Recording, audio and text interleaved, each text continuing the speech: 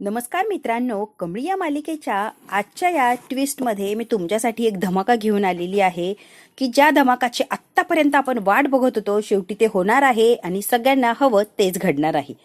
मित्रांनो, तर आपण पाहत होतो की कमळी, ऋषी, निंगी, अनिका सगळेच त्यांची टीम अगदी गडावर गेलेली असते आणि रायगड बघून झालेला असतो.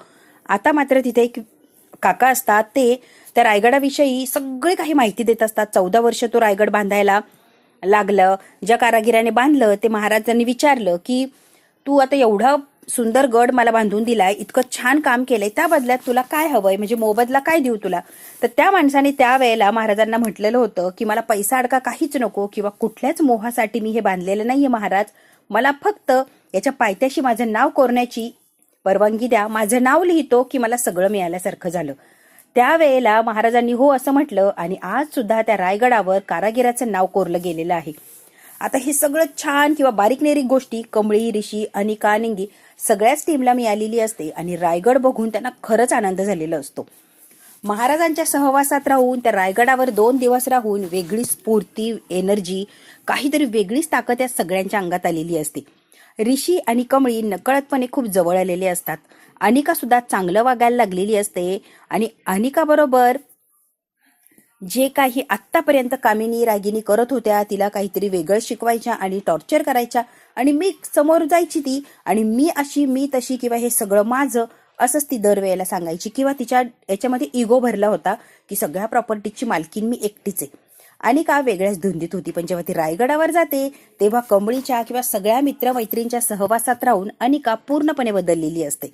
महाराजांची जादू म्हणा किंवा अजून काय, ती जेव्हा रायगडाची पायरी चढते तेव्हाच अनिकामध्ये बदल घडतो आणि अनिका अगदी नॉर्मल आणि छान अशी वागायला लागते.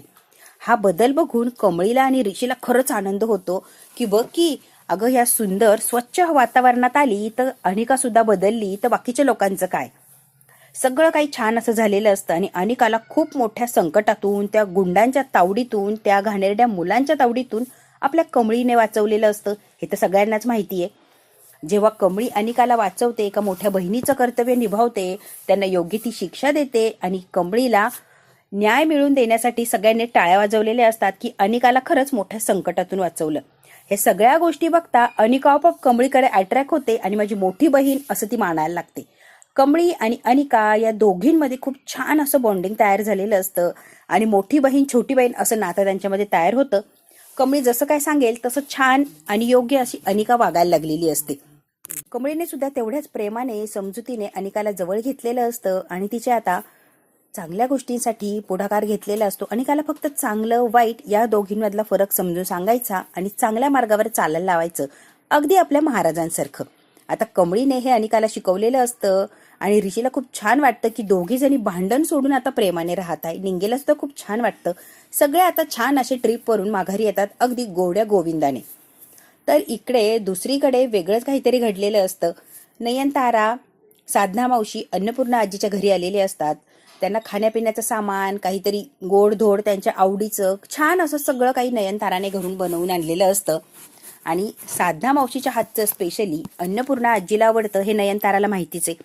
म्हणून नयनतारा सगळं काही घेऊन आलेली असते आणि स्वतःच्या हाताने खीर वगैरे सगळं भरवत असते अन्नपूर्णा आजीला आणि काय हवं काय नको छान बोलून पॉझिटिव्ह असा त्यांच्यापुढे वागण्याचा प्रयत्न करत असते, जेणेकरून नयनताराला किंवा बाबांना, साधनाला, राजनला बघून अन्नपूर्णा आजी पटकन बऱ्या होतील असं छोटासा प्रयत्न केलेला असतो नयनताराने.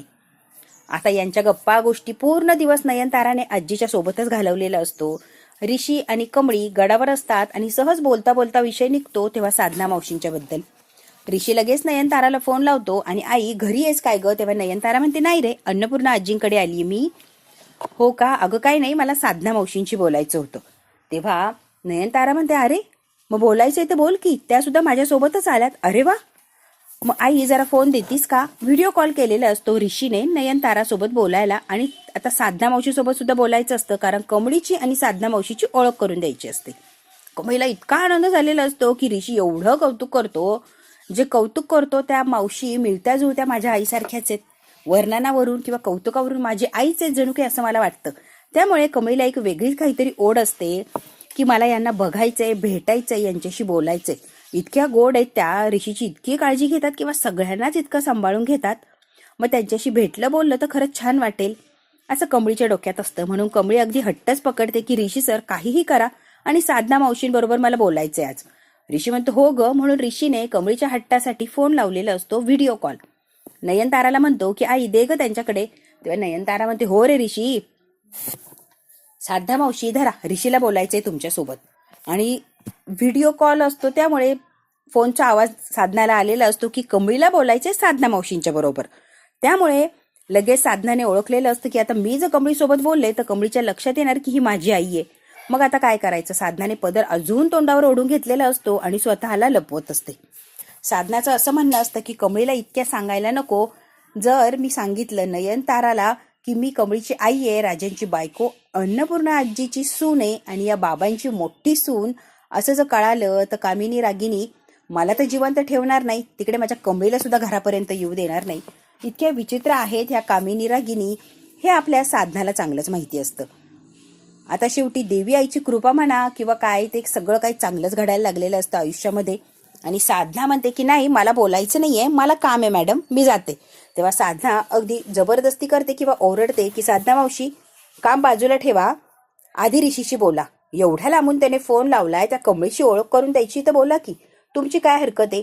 तेव्हा आता जबरदस्ती केल्यावर किंवा नयनतारा जरा ओरडून बोलते, लगेच साधना मावशीने फोन घेतलेला असतो. साधना मावशी तोंडावर अजून पदर ओढून घेतात. ऋषी म्हणतो मावशी जरा व्यवस्थित पकडा की तो फोन, तुमचा चेहरा दिसत नाहीये, तुमचा चेहरा दाखवायचा आहे, समोरासमोर आपल्याला बोलायचंय. साधना म्हणते ऋषी बाबा मला फोन पकडता येत नाहीये आणि मला बोलताही येत नाहीये.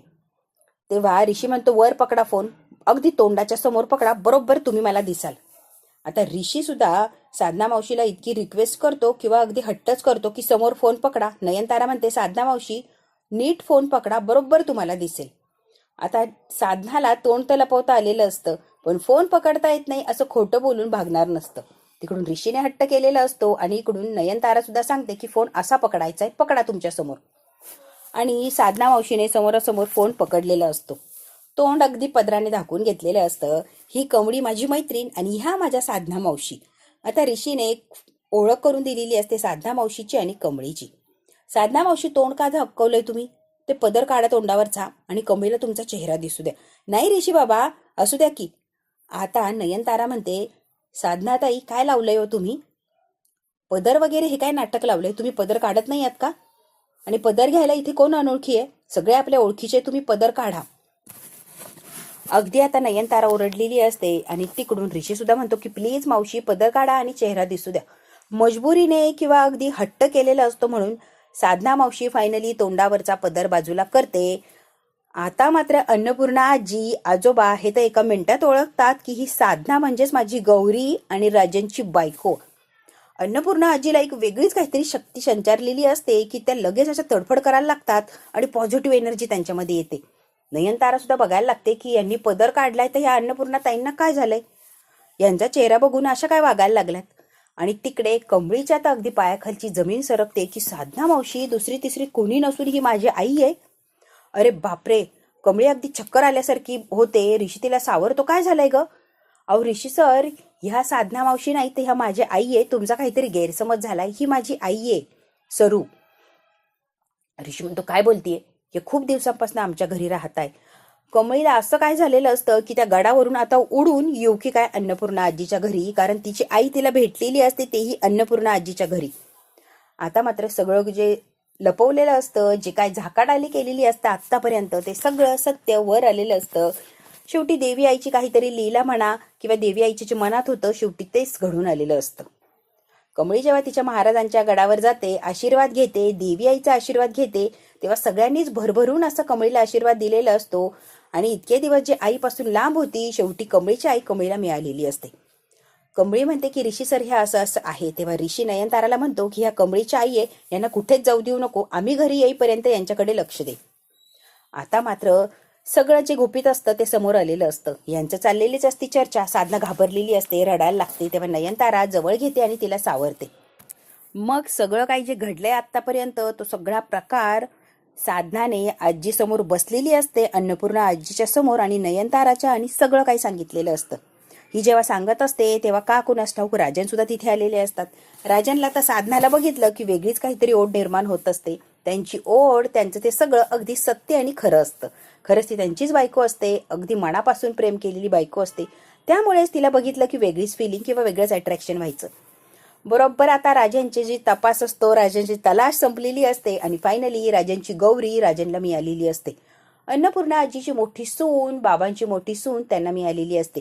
याआधी सुद्धा बाबांनी ओळखलेलं असतं की हीच माझी सून आहे आणि माझ्या राजनची बायको. पण बाबांना बोलता येत नाही, त्यामुळे बाबांनी खूप सांगण्याचा प्रयत्न केला, तरी सुद्धा त्या गोष्टीचा काही एक उपयोग झालेला नसतो. आता मात्र सगळं सत्य सगळ्यांच्या समोर आलेलं असतं. राजनची गौरी, अन्नपूर्णा आजीची सून, बाबांची सून आणि कमळीची आई सगळ्यांना कळालेली असते. आणि आता मात्र देवी आईने सगळं जे गूढ आहे ते उघडलेलं असतं. राजनचा संसार परिपूर्ण असा सगळ्यांच्या समोर मांडलेला असतो. राजांनी इतका अट्टहास करून, इतकं जीवाचं रान करून साधनाचा शोध घेण्याचा प्रयत्न केलेला असतो. अगदी सहज ती राजांच्या समोर येते. राजनला इतका आनंद झालेला असतो की राजांचा आनंद गगनात मावत नसतो. शेवटी माझी साधना मिळाली आणि माझी कमळी सुद्धा माझी खरी लेक आहे हे जेव्हा राजनला कळतं, तेव्हा राजनला काय करू आणि काही नाही काही सुचत नसतं. मित्रांनो, आता राजनचा हा आनंद किती वेळ टिकणार आहे? जेव्हा कामिनीला किंवा रागिणीला कळणार की राजनची बायको म्हणजे गौरी, जिला संपवण्याचा, जिला मारून टाकण्याचा आपण एवढा प्रयत्न केला, शेवटी काय तर ती आपल्या समोर आलीच. आणि आता राजनच्या समोर ती आली आहे म्हटल्यावर राजन काय सोडत नसतो, तिला कुठेच जाऊ देणार नाही. आणि मात्र माझ्या रागिणीला या घराच्या बाहेर जायला लागणार, माझी अनिका अगदी रस्त्यावर भीक मागणार असं इमॅजिन केलेलं असतं कामिनीने, किंवा कामिनीने हे रागिणीच्या डोक्यात भरवलेलं असतं. एकदा काय राजनची बायको इथे आली की तुला घराच्या बाहेर धक्के मारून काढून देणार आणि तुम्हाला रस्त्यावर भीक मागण्याशिवाय काहीच पर्याय राहणार नाही, असं काहीतरी घाणेरडं शिकवलेलं असतं रागिणीच्या डोक्यामध्ये कामिनीने. म्हणूनच रागिणी सुद्धा अगदी विचित्रासारखं वागत असते. आता जेव्हा रागिणीला कळणार की गौरी आली आहे राजांच्या आयुष्यात आणि कमळीच त्याची सख्खी मुलगी आहे, तेव्हा नक्की काय होणार? कामिनी रागिणी मिळून काहीतरी वेगळंच आणि विचित्र करणार का? किंवा कमळीला आणि आपल्या गौरीला कायमचं राजांच्या आयुष्यातून घालवणार का? हे जर बघायचं असेल मित्रांनो, तर बघायला लागणार पुढचा भाग. हा व्हिडिओ अगदी शेवटपर्यंत बघा. इंटरेस्टिंग असं घडलंय, कारण गौरी सगळ्यांच्या समोर आलेली आहे राजांची बायको म्हणून. व्हिडिओ आवडल्यास लाईक, शेअर, सबस्क्राईब नक्की करा. धन्यवाद.